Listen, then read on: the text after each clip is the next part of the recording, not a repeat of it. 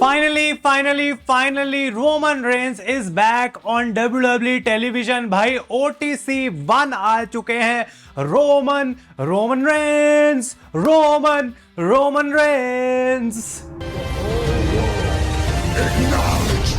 तो गाइज मैं हूं आयुष और आप देख रहे हैं रेसल इंडिया।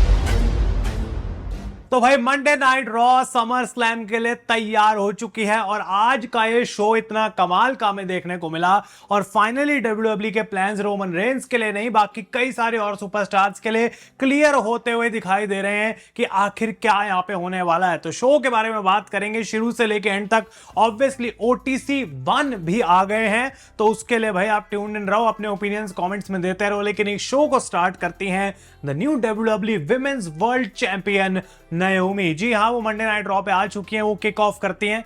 अच्छा लगा एक्चुअली में देख के कि उनको मौका दिया गया शो को ओपन करने का और लोग यू डिजर्व इट की चैंट करते हैं नाओमी के लिए। वो बोलती हैं कि अब इस चैंट की कोई जरूरत नहीं है बिकॉज तुम्हें जब मैं ग्लो कर रही थी तो वो तो पसंद आया नहीं है। तो एक्चुअली चलो फाइनली तुम्हें समझ तो आ रहा है कि मैं क्या चीज हूं।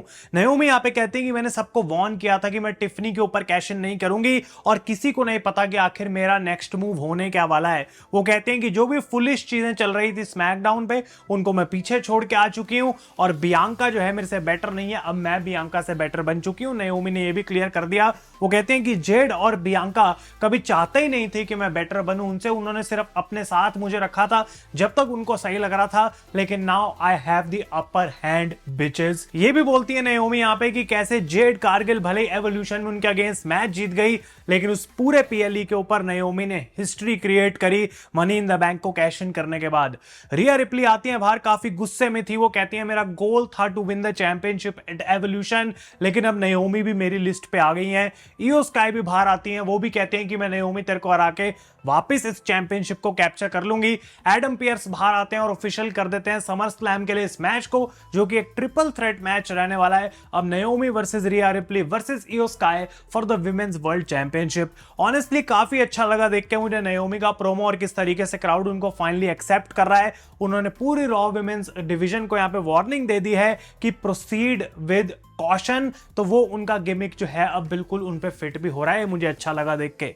इसके बाद रकेल रॉड्रिगेज एंड रॉक्सेन पेरिस का मैच हुआ काबुकी वॉरियर्स के साथ और डोमिनिक यहां पे पूरे मैच में बहुत ज्यादा इंटरफेयर करने की कोशिश कर रहे थे और भले ही उनका ये डॉक्टर्स नोट बोलता है कि वो क्लियर नहीं है लेकिन किसी एंगल से ऐसा लग नहीं रहा था। तो फाइनली वो हेल्प भी कर देते हैं। यहाँ पे रकेल और रॉक्सेन जीत जाती हैं। उनकी टैग टीम जो है वो धीरे धीरे स्ट्रांग भी हो रही है। लेकिन एक बैकस्टेज सेगमेंट देखने को मिलती है जहां पे एडम पियर्स डोमिनिक को कहते हैं कि नेक्स्ट वीक तेरी री इवैल्यूएशन होगी और अगर डॉक्टर तेरे को मेडिकली क्लियर कर देंगे तो उसी समय मैं कॉन्ट्रैक्ट बनाऊंगा जो कि तेरे को एजे स्टाइल्स के अगेंस्ट मैच देगा at SummerSlam for the intercontinental championship. तुझे वो टाइटल डिफेंड करना पड़ेगा। फिन बैलर कहते हैं भाई डोमिनिक कोई तेरे को क्यों ही क्लियर करेगा भाई, तेरा डॉक्टर क्यों ही फिन वो बंदा होता है ना जो तुम्हारा एक दोस्त नहीं होता, जो कि भाई तुम्हें चाहता नहीं है तुम्हारा कोई अच्छा हो, बट तुम्हें हमेशा ऐसा कहेगा कि हाँ जो भी तुम कर रहे हो वो सही कर रहे हो, लेकिन उसको पता है कि तुम कुछ सही नहीं कर रहे हो। फिन बिल्कुल उस वाले रोल में फिट हो चुके हैं और भले ही वो विन बैलर बन गए हो लेकिन यहां पे उनका कुछ प्लान क्लियर दिख नहीं रहा। एक कमाल की सेगमेंट हुई कि न्यू डे जो है वो साथ लेके आते हैं ग्रेसन वॉलर को और एडम पियर्स को रियल बाल वो ऑफर करना चाहते हैं, बदले में एक टैग टीम टाइटल शॉट चाहिए, लेकिन उनको ऐसा मिलेगा नहीं। नेक्स्ट वीक मौका जरूर मिलेगा to earn a championship shot, जो कि शायद फिन बैलर और जेडी के अपोनेंट्स डिसाइड होंगे next week for SummerSlam. New Day वाली सेगमेंट काफी फनी थी और एजे स्टाइल्स भी बैकस्टेज भगवान को दुआ कर रहे थे कि किसी तरीके से यहाँ पे डोमिनिक को जो है वो क्लियर कर दो, फिर मैं इसको बताऊंगा, मेरी नजरें तेरे ऊपर है। और ये वो जो पूरा फनी स्किट चल रही है इतने टाइम से वो डेफिनेटली यहाँ पे कंटिन्यू हुई है। इसके बाद बैकस्टेज थे Paul Heyman with Bronson read and Bron Breakker और उनसे अपडेट मांगी जाती है एक ऐसी चीज की जो कि सारी रेसलिंग की दुनिया जाननी चाहती थी कि सेथ फ्रीकिंग रॉलिंस की अपडेट क्या है इंजरी की।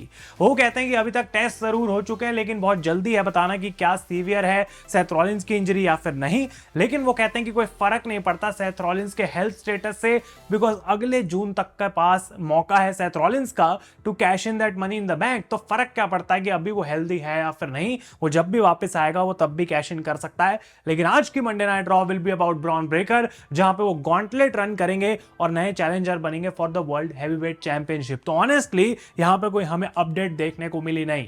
इसके बाद एवोल्यूशन से मोमेंटम कैरी करते हुए एक और कमाल का मैच हमें देखने को मिला विमेंस डिवीजन की तरफ से, और ये था लायरा वेलकीरिया वर्सेस बेली, एक 2 आउट ऑफ 3 फॉल्स मैच जो कि था for the number 1 contender for the women's intercontinental championship. मजा आ गया इस मैच को देख के।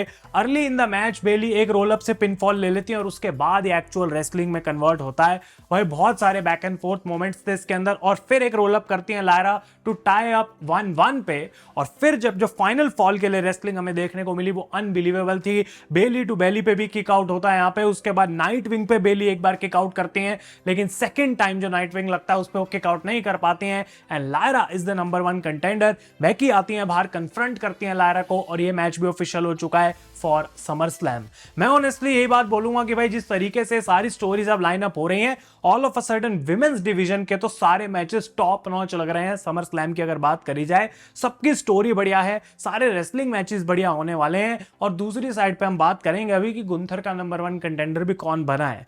इसके बाद कैरन क्रॉस का ये एक प्री टेप्ड प्रोमो था, एक सेगमेंट सी एयर हुई जहां पे वो बोलते हैं कि सैमी ज़ेन भले ही अभी आ नहीं रहा, लेकिन उनको ऐसा लगता है कि सैमी ज़ेन इंजर्ड नहीं है, सैमी ज़ेन बच के भाग रहा है कैरन क्रॉस से और डब्ल्यूडब्ल्यूई यूनिवर्स से। और वो ये सजेशन देते हैं कि सैमी भाई अगर तेरे को घर पे ही रहना तो तू घर पे रह जब तक तू रेडी नहीं है बात आके एक्सेप्ट करने के लिए कि जो कैरियन क्रॉस ने बोला था वो एक्चुअली में ट्रूथ है। तो ये देखना इंटरेस्टिंग रहेगा कि कब वापस आते हैं सैमी ज़ेन, लेकिन तब तक कैरियन क्रॉस ये स्टोरी लाइन आगे बिल्ड करते रहेंगे।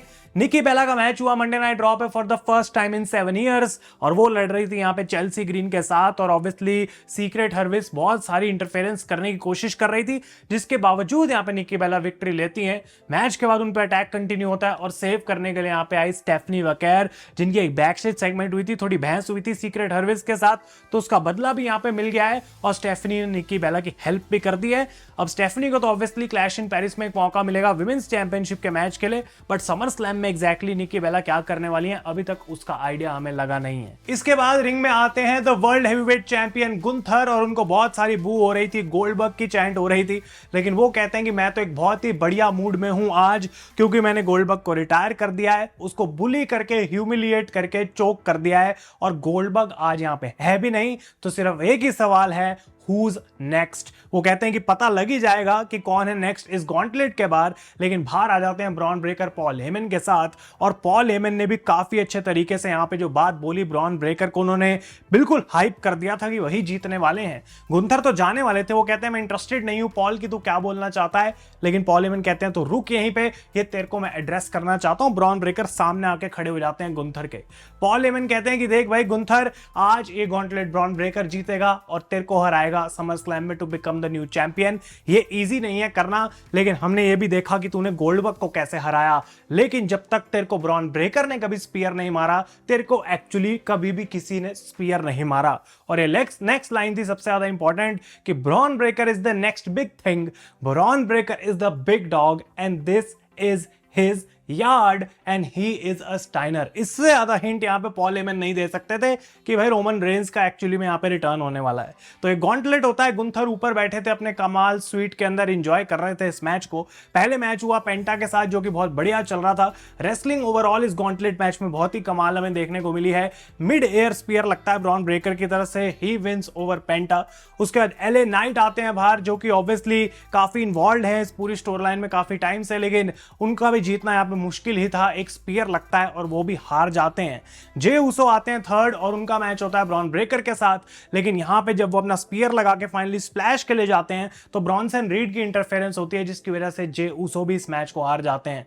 तो फाइनली जो आते हैं बाहर होते हैं सीएम पंक, और ब्रॉन ब्रेकर को हराने के वो बहुत ही ज्यादा क्लोज आ जाते हैं, लेकिन फाइनली ब्रॉन्सन रीड जो है वो अटैक करते हैं सीएम पंक को, और सेव करने के लिए वापस जे उसो बाहर आ जाते हैं। तो जे उसो कोशिश करते हैं इस चीज को पूरा सॉर्ट करने की, और फाइनली किसी तरीके से हेल्प कर देते हैं सीएम पंक के, गो टू स्लीप लगाते हैं और पिन कर देते हैं ब्रॉन ब्रेकर को टू विन दिस मैच। इस पॉइंट पे लग रहा था कि क्या शो खत्म हो गया है, लेकिन हुआ नहीं है ऑब्वियसली। अब तो आपको पता ही है, गुंथर ऊपर थे और वो सीएम पंक को देख रहे हैं नीचे, और सीएम पंक बन चुके हैं ऑफिशियली इसी के साथ the number 1 contender for the world heavyweight championship. तो ये बात क्लियर हो गई यहां पे। उसके बाद अटैक वापस चालू हो जाता है। ब्रॉन ब्रेकर और ब्रॉन्सन रीड जे उसो और सीएम पंक को मार रहे हैं, और दोनों को स्टैक करके एक दूसरे के ऊपर ब्रॉन्सन रीड यहां पे एक सुनामी लगाना चाह रहे थे, और तभी म्यूजिक बजता है रोमन रेंस का, क्राउड गोज क्रेजी। और एक फन चीज मुझे देखने को मिली कि बहुत सारे लोग फटाफट से अरीना से बाहर निकल गए। भाई जो लोग बाहर चले गए थे भाई कभी नहीं भूलेंगे ये दिन कि हम बाहर आ गए थे निकल के और उसके बाद रोमन रेंस का रिटर्न हो गया। भाई ऐसा तुम्हें 2 मिनट क्या जा रहा है बैठने में जब तुम भाई 3-3.5 घंटे से उस अरीना के अंदर बैठे हो। I feel for those people but OTC1 is back. पागल हो जाते हैं लोग, क्या पॉप थी पॉल हेमन के एक्सप्रेशंस इस पूरी सेगमेंट में देखने वाले थे। Roman Reigns comes out, spear मारते हैं वो ब्रॉन ब्रेकर को, ब्रॉन्सन रीड को, सुपरमैन पंच भी उन्होंने यहां पे मारा और क्लियर कर दिया पूरा इस रिंग को। और फिर उसके बाद जे ऊसो को अपना हैंड भी एक्सटेंड करा, उन्होंने उठाया और CM पंक को भी वहां पे उन्होंने एक बहुत अच्छे तरीके से लुक दी, एक बढ़िया लुक दी। और फिर उसके बाद दूसरी तरफ वो मुड़ के देखते हैं रैंप पे तो Bron Breakker, Bronson read and Paul Heyman खड़े हैं और सारों को यकीन नहीं हो रहा कि रोमन रेंस यहां पे वापस कैसे आ गया। और रोमन रेंस कुछ तो बोल रहे थे इस तरीके से कि भाई तुम्हें क्या लग रहा था मैं वापस नहीं आऊंगा, सेथ रॉलिंस चला जाएगा तो क्या मैं वापस नहीं आऊंगा? डेफिनेटली मैं ही इस प्रॉब्लम को सॉल्व कर सकता हूं। और क्लियर हो चुका है इस पॉइंट पे कि अगर सेथ रॉलिंस इंजर्ड ही रहेंगे तो रोमन रेंस का मैच मोस्ट लाइकली अब ब्रॉन ब्रेकर के साथ होगा at SummerSlam. Roman Reigns chant इतनी ज्यादा हुई, एक ऑरा दोबारा से फील हुई और डेफिनेटली रोमन रेंस के इस रिटर्न ने इस पूरे मोमेंटम को अपलिफ्ट कर दिया है जो सेथ रॉलिंस की फैक्शन के साथ चल रहा था। और भले ही सेथ रॉलिंस अभी अवेलेबल ना हो लेकिन रोमन रेंस के वापस आने की वजह से और रोमन रेंस और ब्रॉन ब्रेकर के मैच होने की वजह से यहां पे ये सेगमेंट ये जो पूरी बनाई जाएगी अब जो फैक्शन के साथ रोमन रेंस की, इसको बहुत ज्यादा फायदा होने वाला है। तो जो आने वाले 3 हफ्ते हैं होपफुली हर हफ्ते रोमन रेंस हमें देखने को मिले टू बिल्ड दिस एंड उसके बाद देखी जाएगी कि क्या आगे का उनका प्लान रहेगा। बट ओवरऑल आज मंडे नाइट रॉ ने बिल्कुल कमाल डिलीवर किया है। रोमन रेंस इज बैक और फाइनली अब बिना थंबनेल में रोमन रेंस को डाले काम नहीं चलाना पड़ेगा बिकॉज रोमन रेंस सच में WWE में आ चुके हैं। तो आप लोग अपने ओपिनियंस इस शो के बारे में कमेंट्स में जरूर दें गाइस। तब तक के लिए thank you so much for watching. मैं हूं आयुष और आप देख रहे हैं रेसल इंडिया।